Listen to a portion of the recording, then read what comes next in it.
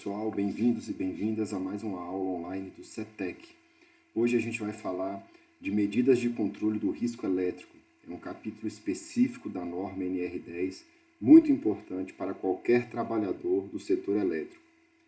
Existe um capítulo, o capítulo 5, que fala sobre instalações elétricas desenergizadas. E aí tem uma sequência de passos obrigatórios para que seja considerado uma instalação, por definitivo, desenergizada. Então, a gente falou rapidamente desses passos quando estávamos fazendo a interpretação detalhada da norma, e hoje a ideia é olhar e entender cada um desses passos com muito cuidado, com muita calma e com muita atenção. Vamos lá.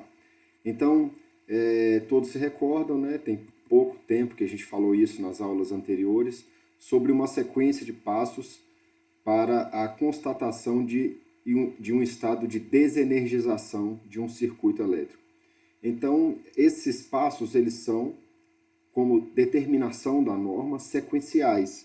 Eles não devem ser omitidos em nenhuma das suas citações. Então, o primeiro deles é o seccionamento.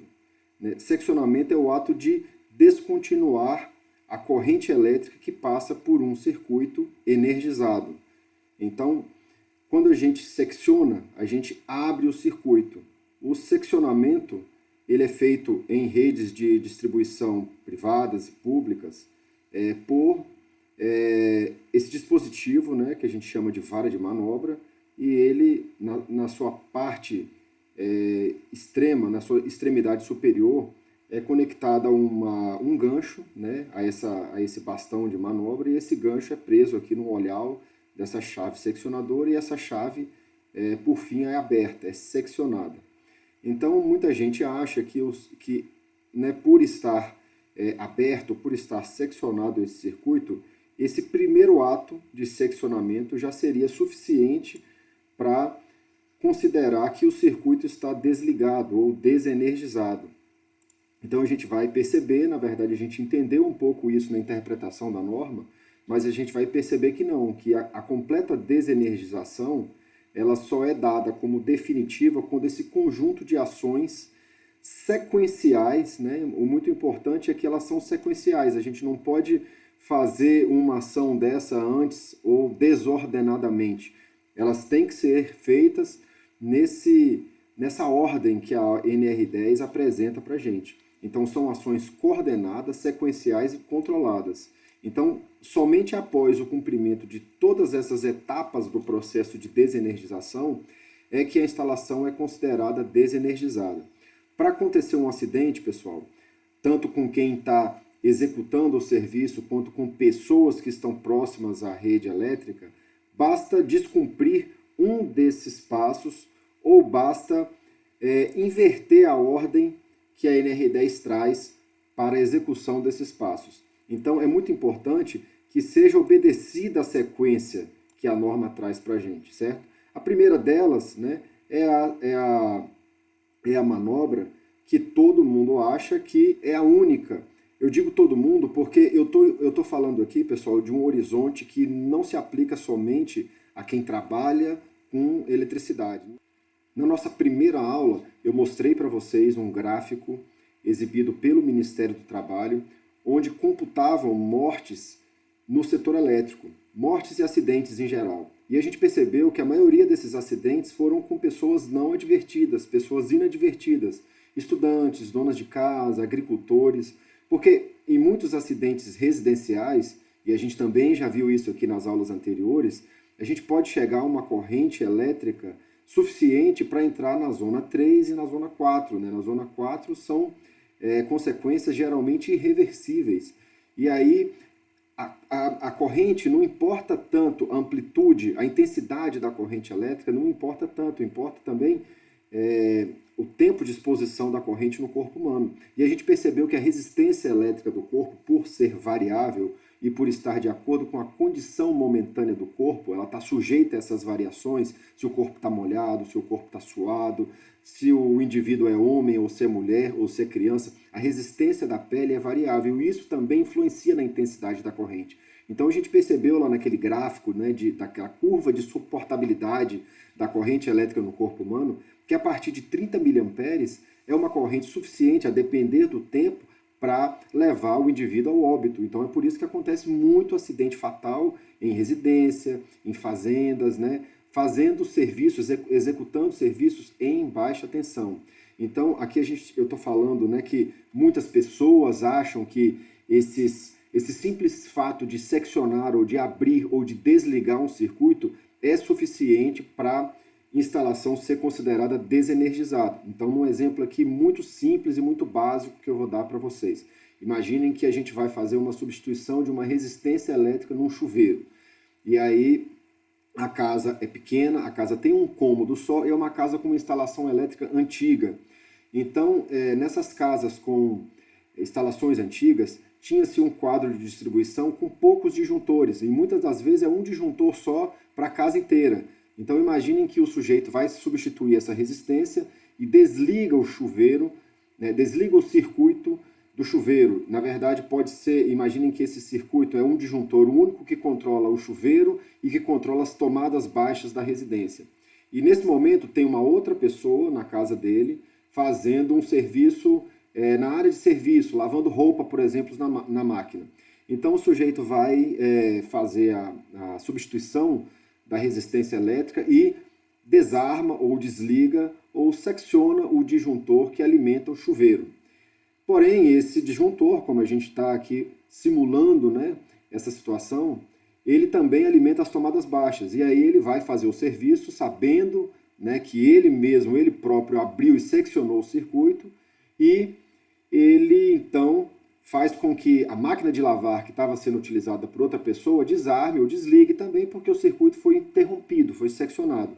E aí essa pessoa que não foi comunicada e não foi avisada que estava utilizando a máquina, vai até o quadro de medição para verificar se houve algum desarme ou se o disjuntor caiu por alguma falha, por alguma coisa. E aí ela vai, sem saber que existe uma pessoa trabalhando em outro ponto da rede, vai e rearma novamente o disjuntor, justamente na hora que o indivíduo que está fazendo a substituição da resistência está em contato direto com os condutores de eletricidade.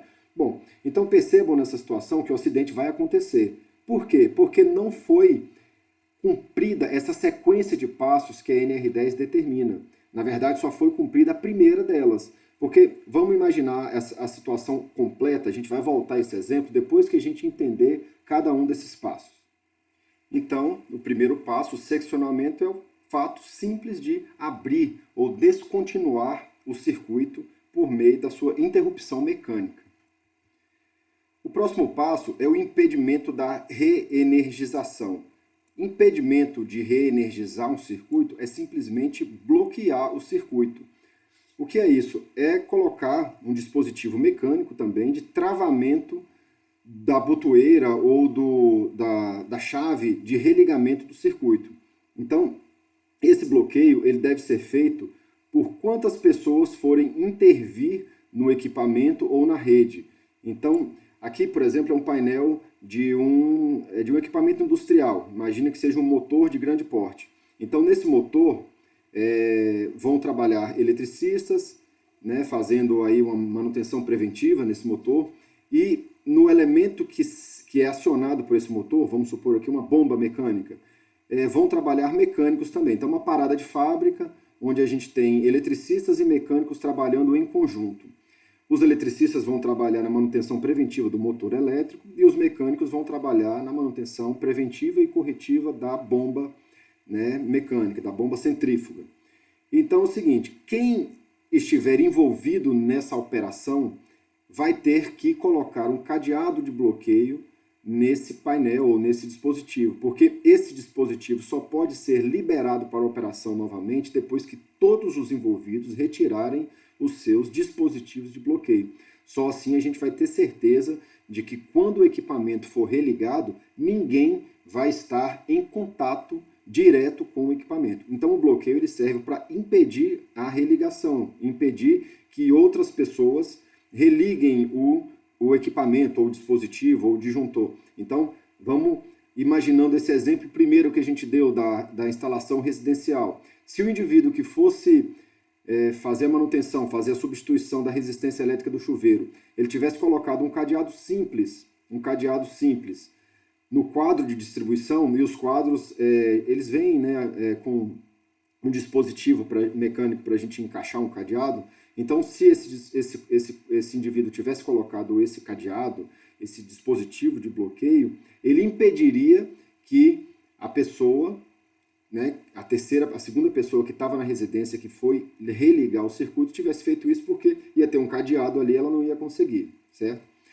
Além disso, né, tem um terceiro passo, que é a constatação da ausência de tensão. Nada mais é que usar um dispositivo, que a gente já viu por aqui nas nossas aulas, né, um detector de tensão, que é conectado aqui na ponta da vara de manobra, para fazer o teste de tensão.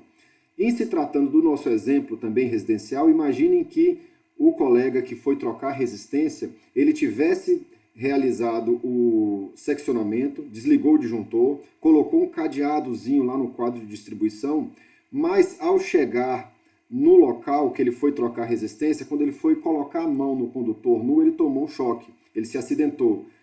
Por que isso pode ter acontecido? Porque talvez ele tenha desligado o disjuntor errado. Talvez ele tenha seccionado o disjuntor de outro circuito e não do chuveiro. Então, para ter certeza de que você desligou o dispositivo certo, você tem que primeiro fazer o teste de tensão. Então, tem no mercado, né? Para quem não é eletricista profissional, a gente tem aquelas chavezinhas simples de teste.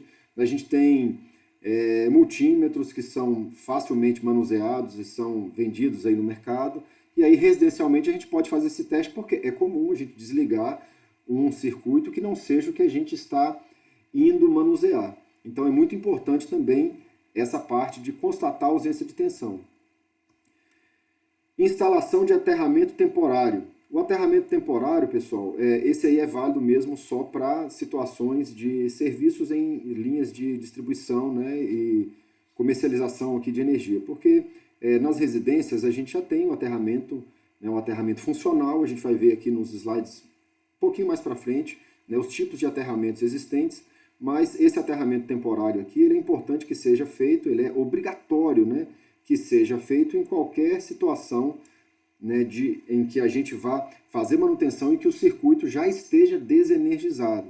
Então, 4 passos até agora. Vamos lá, seccionamento primeiro, né, abertura do circuito, depois o bloqueio ou impedimento de reenergização, depois a constatação da ausência de tensão e, aqui o 4º passo, o aterramento temporário.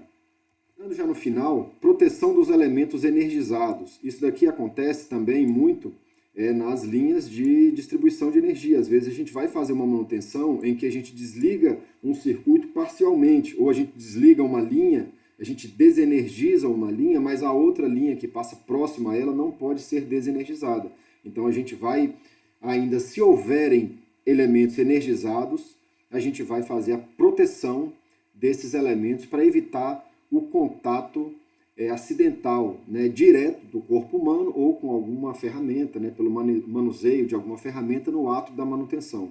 Então esse passo aqui é um passo que, em determinadas situações, ele pode ser pulado para o passo seguinte, porque pode ser que em algum circuito a gente desenergize totalmente o circuito, então não vão existir elementos energizados próximos, então a gente não precisa de fazer a proteção, já que a gente desligou o circuito em sua totalidade.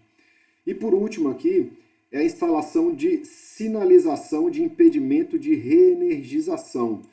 O que é isso aqui, pessoal? É uma comunicação formal e registrada de que existem pessoas trabalhando naquele momento. É diferente da gente chegar para a equipe e passar um rádio falando: pessoal, a equipe tal está aqui em tal lugar, no campo, fazendo a intervenção no alimentador X. Esse tipo de situação ocorre, mas ela precisa ser formalizada, ou seja, a gente precisa identificar visualmente e deixar um registro de que tem pessoas trabalhando naquele local. Então, nesse slide anterior aqui, por exemplo, não são suficientes somente esses cadeados de bloqueio aqui. Além disso, teriam que aparecer aqui cartões de bloqueio, né, de tipo assim, não ligue este equipamento, homens trabalhando, ou isso varia também de acordo com o procedimento operacional de cada empresa. Então, tem empresas, por exemplo, né, que elas trabalham da seguinte forma. Voltando àquele exemplo da manutenção da bomba centrífuga. Para fazer a manutenção da bomba, a gente tem que, primeiramente, seguir esses passos aqui para desenergizar o circuito que alimenta o motor elétrico. Então, todos os envolvidos na situação, né, de manutenção devem ter seu cadeado de bloqueio. Esse cadeado de bloqueio é entregue ao eletricista e esses cadeados são colocados próximos dos painéis que ligam a bomba, porque tem um painel no campo e tem um painel dentro do centro de comando de motores. Esse centro de comando de motores é restrito à entrada de eletricistas autorizados e outras pessoas autorizadas a entrarem naquele local.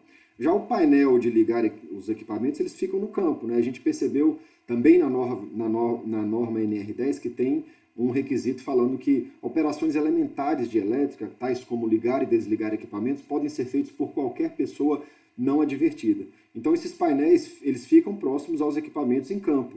E aí algumas empresas, elas optaram por fazer o procedimento da seguinte forma: eles colocam uma caixinha de bloqueio próximo ao painel, e aí cada mecânico que tem, cada mecânico, ou cada operador, ou cada eletricista tem seu cadeado de bloqueio, e ele vai colocando quantos cadeados forem necessários nessa caixinha, e dentro dessa caixinha tem a chave do eletricista.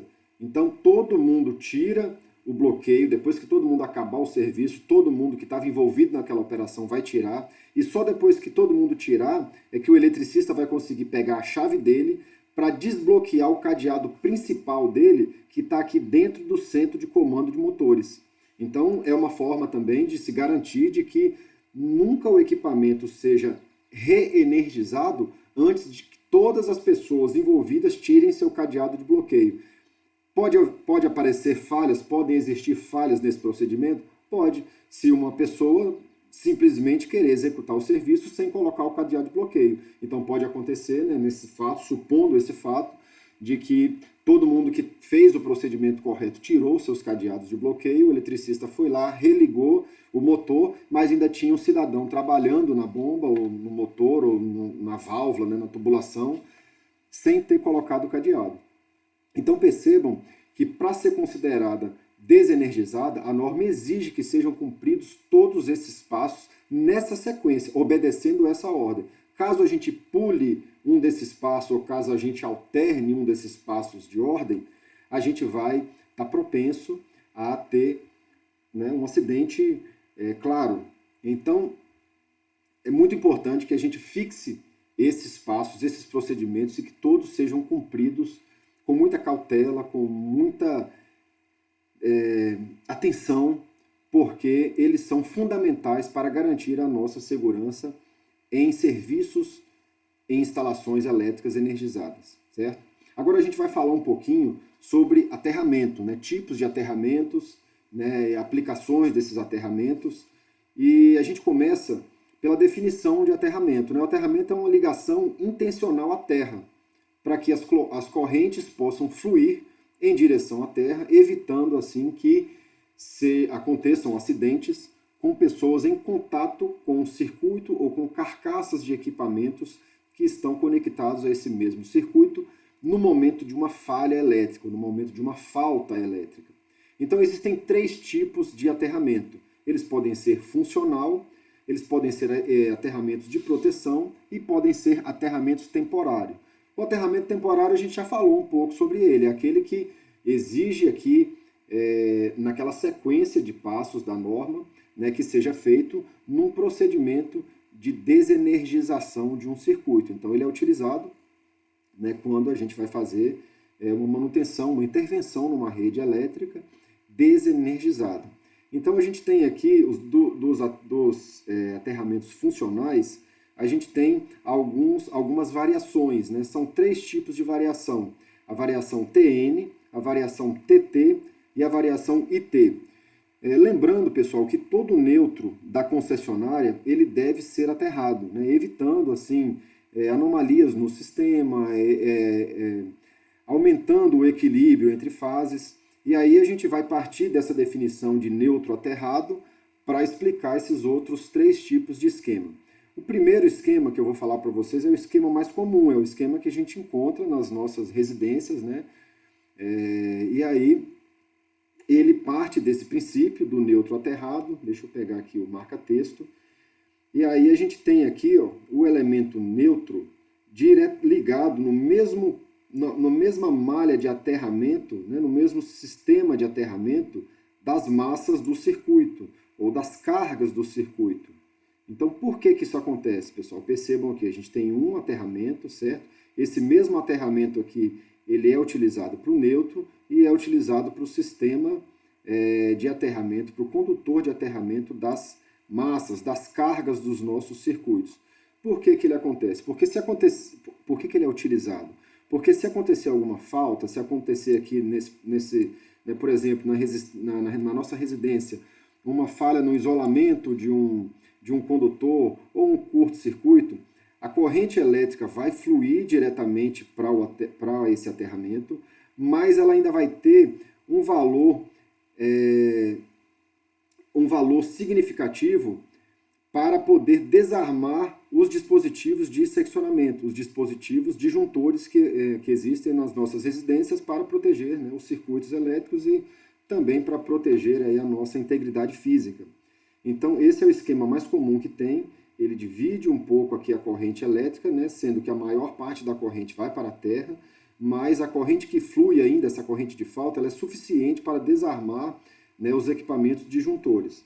A gente tem aqui esse outro esquema, né, o esquema tipo TT, onde a gente tem malhas de aterramentos diferentes. A gente tem um eletrodo de aterramento diretamente para o neutro, né, é um eletrodo específico para esse quadro aqui, né, no quadro de medição da concessionária, né, o quadro principal. E aí a gente tem outro circuito de aterramento para as massas, né, para as cargas, né? Então, nesse sistema de aterramento, né, TT, a gente tem, então, malhas de aterramento diferentes. Esse sistema, ele permite que que a maior parte da corrente nas faltas, ela vá diretamente para a terra ou quase sua totalidade, impedindo muitas vezes o desligamento dos equipamentos de seccionamento automático, né, que são os disjuntores, por exemplo, das nossas residências. Então, esse sistema, esse esquema de aterramento TT, ele é um pouco perigoso justamente por isso, porque ele não permite, na maioria dos casos, que os equipamentos de seccionamento sejam desenergizados, sejam desligados, né, pelas correntes de falta. E aí, essas correntes, né, elas podem fluir para as pessoas em contato com as cargas, né, presentes nesse circuito. Esse último esquema de aterramento é o esquema IT.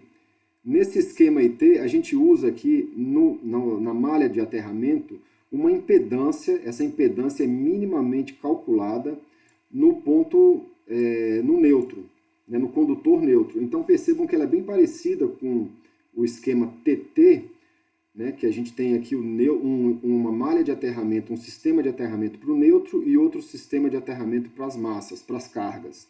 Aqui no esquema IT, a gente também tem uma malha de aterramento, um sistema de aterramento para o neutro e outro sistema de aterramento para as cargas. Porém, nesse sistema IT, nesse esquema IT, a gente tem uma impedância aqui para limitar o valor da corrente que vai fluir para os equipamentos de proteção, para os equipamentos de disjunção. Por que isso acontece? Para evitar de que logo na primeira falha o sistema todo seja desligado. Então, em operações em que exige uma constância no fornecimento de energia elétrica, por exemplo, hospitais, clínicas cirúrgicas, indústrias que têm operações minuciosas, a gente usa esse tipo de operação porque essa impedância aqui, ela é detalhadamente, é um cálculo muito específico, muito complexo, ela é calculada para que logo nessas falhas que elas podem ser consideradas irrelevantes, são oscilações naturais do circuito, que elas não desarmem logo de imediato, né, o sistema, e aí permite que numa segunda, se essa corrente continuar aumentando a um determinado ponto, aí sim ele vai desarmar por proteção. Então, esse esse esquema é muito utilizado, né, nessas operações industriais que são mais minuciosas, né, hospitais, clínicas e todos os outros estabelecimentos que exigem esse tipo de especificidade. O aterramento temporário, a gente já falou, nos slides anteriores, né, ele evita acidentes gerados pela energização acidental da rede. Então, pode acontecer do religador automático entrar em operação, pode acontecer também de descargas atmosféricas, né, descargas atmosféricas no circuito, colocarem corrente elétrica naquele circuito em que está desenergizado, mas ele pelo menos está protegido, ele está aterrado. A instrução para o aterramento é que ele seja feito a montante e a jusante do ponto de trabalho. Então, se você está trabalhando num circuito X, aqui nesse ponto, então, antes e depois seja feito o aterramento. A gente só vai fazer o aterramento num ponto único quando esse ponto único for o final de um circuito, né, no final de um trecho. E o aterramento temporário deve ser retirado, né, ao final dos serviços, certo? Bom, pessoal, a gente tem aqui também, né, é um item de estudo aqui da nossa NR10, barreiras, né, ou invólucros que servem para impedir o contato acidental ou contato involuntário com o ponto energizado, né, com pontos que fluem corrente elétrica.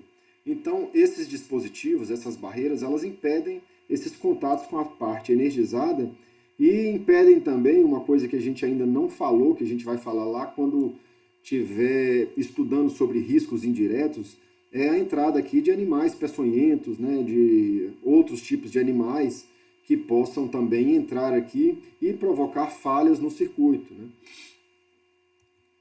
Aqui um tipo, né, é uma foto mais ampliada do dispositivo de bloqueio.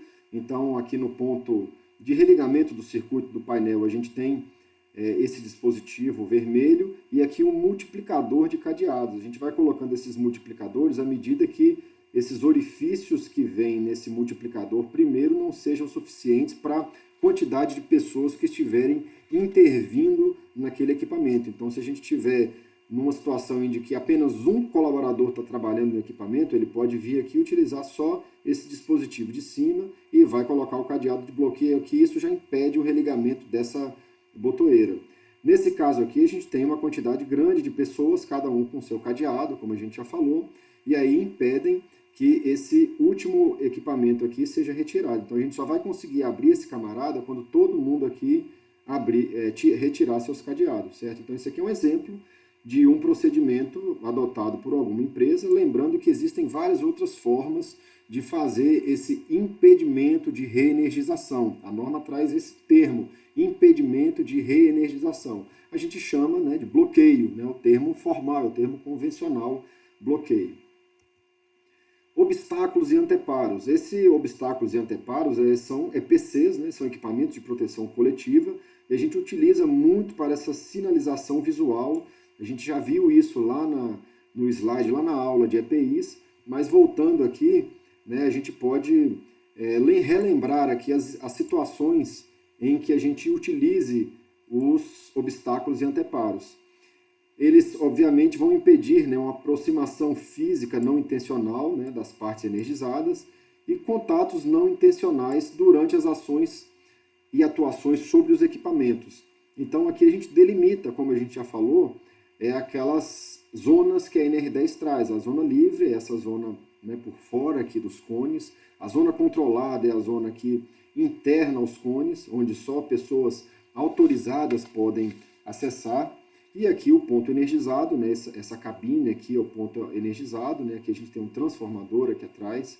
E aí, nesse ponto energizado, só o eletricista ou os eletricistas específicos autorizados para essa classe de tensão vão poder adentrar. Isolamento das partes vivas, a gente já viu que esse tipo de isolamento ele pode ser feito tanto com essas barreiras aqui, né, de plástico, quanto com mantas também, né? E aí o eletricista aqui, vocês percebem que ele está utilizando corretamente os equipamentos de proteção individual dele, ele está com o capacete, com o óculos, com a luva de couro, e por cima da luva de isolamento, né? Não dá para ver se ele está com a luva de isolamento, mas muito provavelmente ele está. Aqui ele está com a manga isolante também, né? Que protege o restante aqui do antebraço e do braço. E aí eles são colocados justamente para evitar o contato acidental, né? Dos nossos membros ou de ferramentas com elementos energizados. E aí a gente tem um termo aqui, pessoal, que é muito utilizado no meio científico elétrico, mas a gente não usa muito essa palavra, a gente fala mais isolante, né? Então, dielétrico é tudo aquilo que não conduz eletricidade. Dielétrico é sinônimo de isolante. Então, esses elementos, essas barreiras e essas mantas, elas são construídas, são fabricadas por materiais dielétricos, ou seja, materiais isolantes, não conduzem eletricidade. Há que tipos de isolação de cabeamento elétrico, isolação dupla ou reforçada? Geralmente a gente fala dessa isolação dupla ou reforçada quando a gente vai trabalhar falar sobre ferramentas, falar sobre ferramentas manuais, mecânicas, ferramentas elétricas. Então, geralmente, esse tipo de isolamento ele acontece quando a gente tem equipamentos elétricos, né, tais como furadeiras, por exemplo, para ser aplicadas nas mais variadas condições de trabalho. Então, a gente tem, por exemplo, um ambiente confinado. O ambiente confinado ele tem uma umidade muito grande, né, porque a ventilação do ambiente confinado ela é insuficiente. E aí, por muitas vezes, usa-se, né, uma ventilação mecânica para se trabalhar no ambiente confinado. Então, né, pelo fato da umidade ser muito grande, a gente tem ali, né, obviamente, uma maior probabilidade da corrente elétrica fluir com maior intensidade em caso de uma falta, porque a resistência dos equipamentos, a resistência do corpo humano vai estar diminuída em função dessa umidade. E aí a gente utiliza-se, né, isolação dupla ou reforçada para condutores, para oferecer uma resistência maior, para oferecer uma confiabilidade maior, né, além da oferecida. Bom, pessoal, a gente fica por aqui hoje. Essa aula foi rápida, foi só para dar ênfase nesse capítulo 5 da norma NR10, que trata de equipamentos desenergizados, né, de desenergização. Então, é uma sequência controlada, coordenada, de passos que devem ser seguidos sempre que forem executados serviços ou instalações elétricas. Então, lembrando, né, daquele primeiro exemplo que a gente deu logo quando começou a aula, do sujeito que vai fazer a substituição de uma resistência elétrica no chuveiro. Então, se ele tivesse obedecido todos esses passos, é bem provável que não teria acontecido o acidente, né? Então, ele só fez o primeiro, né, que foi a situação hipotética que a gente trabalhou no início. Ele só desenergizou o circuito, desenergizou não, me desculpem o termo, ele só seccionou o circuito, ele ainda não estava desenergizado. Ele simplesmente seccionou. Depois disso, ele poderia ter colocado um cadeado de bloqueio, né? Depois disso, ele poderia ter feito o teste de tensão para ver se ele não desligou o disjuntor errado. Então, antes de colocar a mão, né, se for o caso dele manusear os condutores de eletricidade, né, antes dele colocar a mão no circuito, ele tem que verificar se o circuito correto foi desenergizado. Então, para isso tem que fazer a constatação da ausência de tensão. Depois, o aterramento temporário, no caso da residência, não se aplica, né? Porque as nossas cargas, como a gente viu ali no esquema TN, elas já estão com o aterramento funcional. E aí, então o circuito já está por si aterrado. Então, depois disso, né, a sinalização para que pessoas possam verificar que tem alguém trabalhando nesse circuito.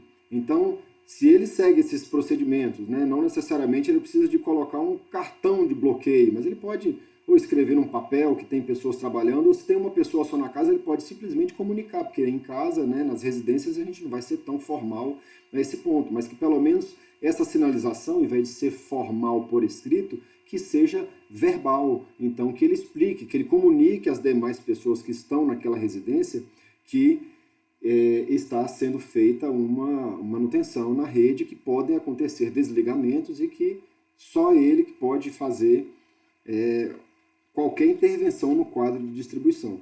Então, tomando essas medidas, né, mesmo que não sendo possíveis aplicá-las por completo em situações residenciais, mas se a gente começa a perceber que existem passos adicionais além do simples seccionamento do circuito, a gente vai entendendo em que esses riscos envolvidos aos circuitos, aos trabalhos em circuitos elétricos, eles são muito mais ampliados do que a gente imaginava. E aí é nesse momento que a gente começa a ter medo, a gente começa a ter receio de trabalhar, né, com eletricidade, e quando a gente associa o medo, quando a gente associa esse receio a uma determinada tarefa, a gente vai muito mais cauteloso, a gente vai muito mais preparado para executar as tarefas.